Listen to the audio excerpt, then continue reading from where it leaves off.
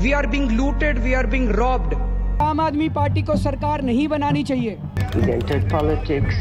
What is his status? चर्चा सबकी चर्चा, मेरी भी तो चलनी चाहिए ना थोड़ी बहुत। Aam Aadmi Party is the most corrupt party. We had a lot of hope from them. नमस्कार, मेरा नाम अरविंद केजरीवाल है। 2013 के दिल्ली इलेक्शन ने इंडियन पॉलिटिक्स को हिलाकर रख दिया। देश ने जेपी मूवमेंट के बाद पहली बार आम आदमी की ताकत को एस्टैब्लिश पॉलिटिकल पार्टीज के सामने खड़ा देखा। इस पूरी कहानी के रचयिता थे अरविंद केजरीवाल, एक आईआईटी ग्रेजुएट और एक आईआरएस ऑफिसर जो करप्शन के खिलाफ एक रेवोल्यूशन का फेस बन गए। उनकी जर्नी बिल्कुल एक बॉलीवुड फिल्म जैसी थी। अन्ना हजारे के साथ करप्शन के खिलाफ लड़ाई, आम आदमी पार्टी का फॉर्मेशन और फिर दिल्ली का चीफ मिनिस्टर बनना। पहली बार कोई party free electricity, free water और फ्री हेल्थ केयर के प्रोमिसेस के साथ मैदान में आई थी और 2015 और 2020 की विक्ट्री ने उनकी पोजीशन को और भी स्ट्रॉन्ग कर दिया। लेकिन अब 2025 के इलेक्शन इतने आसान नहीं दिख रहे। आम आदमी पार्टी की अप्रूवल रेटिंग गिर रही है और पब्लिक कॉन्फिडेंस पहले जैसा नहीं है। एक रीसेंट सर्वे के हिसाब से सिर्फ 33% लोग आम आदमी पार्टी की गवर्नेंस को गुड या उससे ऊपर रखते हैं, जो दिखाता है कि डिससैटिस्फैक्शन बढ़ रहा है। इलेक्शन पास आते ही सबके जहन में एक ही सवाल है, क्या इस बार भी आम आदमी पार्टी दिल्ली पर अपना कंट्रोल बना पाएगी? क्या अरविंद केजरीवाल फिर से चीफ मिनिस्टर बनेंगे या 2025 उनके लिए एंड गेम साबित होगा? केजरीवाल की जर्नी हमें एक सबक देती है। जो इंसान बदलाव लाने आता है, कभी कभी वो खुद पॉलिटिक्स के रूल के हिसाब से बदल जाता है। पहले वो एक आम आदमी थे, करप्शन के खिलाफ ट्रांसपेरेंसी और अकाउंटेबिलिटी के लिए लड़ते थे। उन्होंने लोकपाल बिल की डिमांड की, आरटीआई यूज किया और मीडिया में छा गए।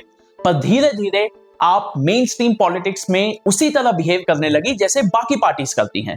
जहां पहले उनका फोकस करप्शन मुक्त राजनीति पर था, अब फ्रीबीज, पॉपुलिस्ट पॉलिसी और अलायंसेस उनका नया नॉर्म बन गया है। वो कांग्रेस के खिलाफ थे पर आज इंडिया अलायंस का हिस्सा बन चुके हैं। यहां तक कि दिल्ली में 2024 का लोकसभा इलेक्शन दोनों पार्टीज ने प्री पोल अलायंस के तहत लड़ा। नतीजा हम सब जानते हैं, वो 7 सीटों पर हार गए। सबसे बड़ी इमेज क्राइसिस आई दिल्ली लीकर स्कैम के एलिगेशन से। अरविंद केजरीवाल इन्वॉल्व है या नहीं ये तो वक्त बताएगा। हो सकता है केजरीवाल डायरेक्टली इन्वॉल्व ना हो, लेकिन पार्टी के कुछ मेंबर्स पर करप्शन के आरोप से पब्लिक ट्रस्ट जरूर हिट हुआ है।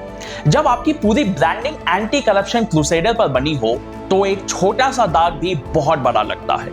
एक टाइम था जब अरविंद केजरीवाल हर चीज पे धरना दिया करते थे, ऑनेस्टी का पाठ पढ़ाते थे।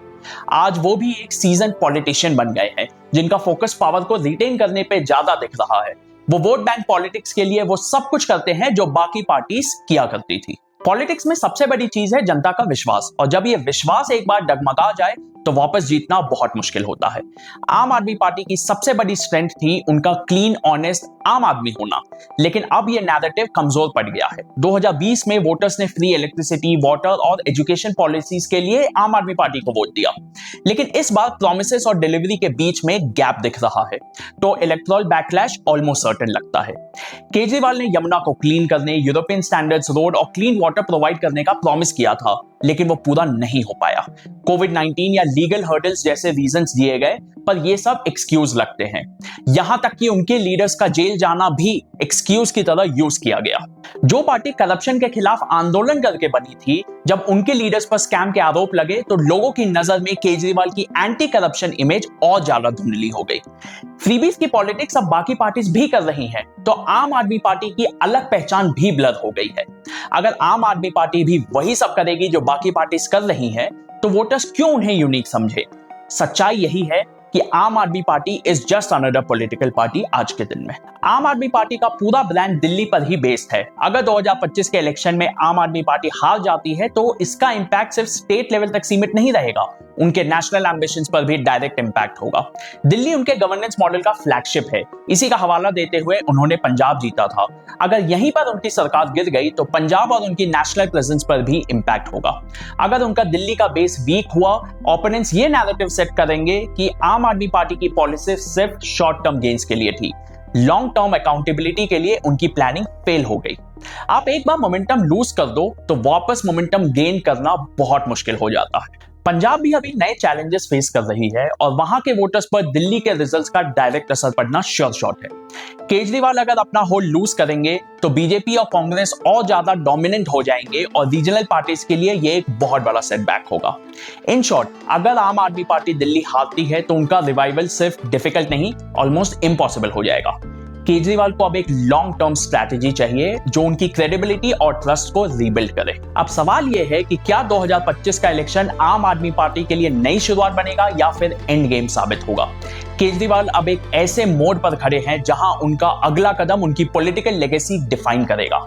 आम आदमी पार्टी का विजन हमेशा वेलफेयर ड्रिवन गवर्नेंस का रहा है, पर अगर पॉलिसीज और प्रोमिसेस ग्राउंड रियलिटी से मैच ना करें तो उनका रेलेवेंस धीरे धीरे खत्म हो जाएगा।